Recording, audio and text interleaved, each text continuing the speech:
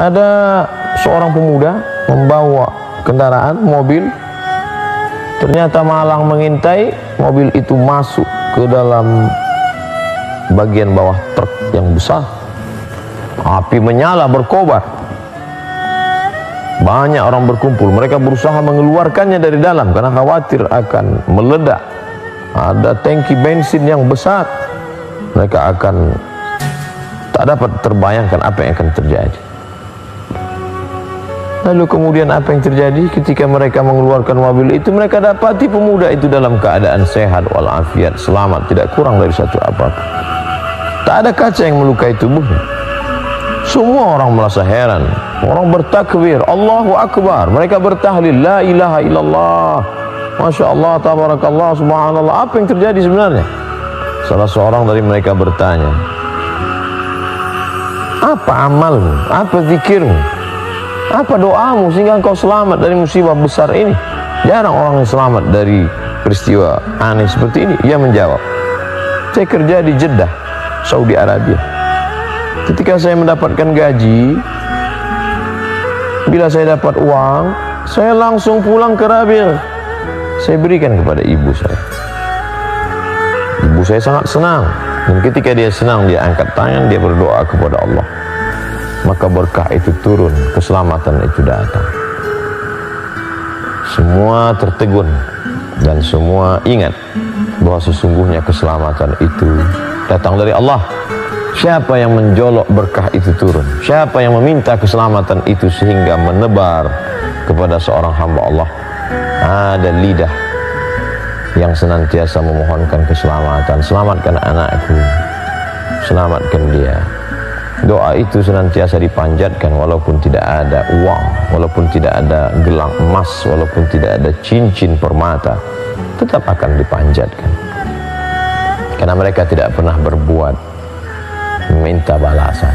Balasan itu terlalu kecil bagi mereka.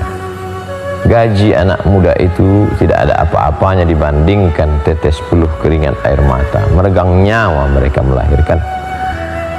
2 tahun lamanya mereka menyusukan. 90 hari puasa mereka tinggal. Pernahkah mereka minta balasan? Tidak. Pernahkah mereka meminta ganti? Tidak. Itu semua mereka lakukan karena kasih sayang, karena Allah Subhanahu wa ta'ala. Lalu kemudian kisah ini mengingatkan kita kembali, andai dia masih ada di tengah-tengah kita, maka berbaktilah, birrul walidain, berbakti pada orang tua, ibu dan ayah.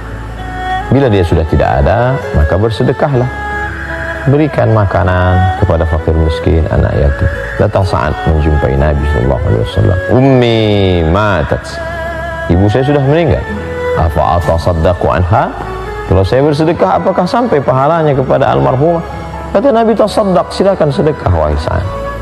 Ayyus sadaqatu afdal, sedekah apa yang paling afdal, yang paling layak, yang paling baik, yang paling utama itu apa? Saqyul ma. Nabi menjawab, memberikan air minum. Berikan air minum, berikan makanan. Singgah ke masjid, berikan pada orang yang buka puasa. Setetes, 2 tetes, sebutir 2 butir kurma lewat di leher mereka, lalu mereka berdoa, maka doa itu sampai. Oleh sebab itu tidak ada kebaikan selain daripada bakti kepada ibu. Utama, menurunkan keberkahan, keselamatan, kebaikan, keridhaan. Ternyata prediksi prasangka kita selama ini keliru. Rezeki berlimpah ini karena sukses S1, S2, S3, profesor, postdoktoral. Kesuksesan ini karena bintang 1, bintang 2, karena kekuasaan, karena jabatan. Bukan. Kesuksesan ini adalah karena doa mereka, karena munajat mereka di tengah malam. Terkadang kita terlalu pede berkata di hadapan orang banyak, ini karena etos kerja saya, ini karena kerja keras saya, ini karena kehebatan manajemen ekonomi saya. Sesungguhnya ada doa-doa mereka yang selalu mereka panjatkan di tengah malam, yang tak pernah terlupa dari mulut mereka. Oleh sebab itu, ketika kita bisa membalasnya, maka balaslah. La tahqiranna minal ma'rufi syai'ah. Jangan pernah menyepelekan perbuatan yang kecil, sekecil apa-apa.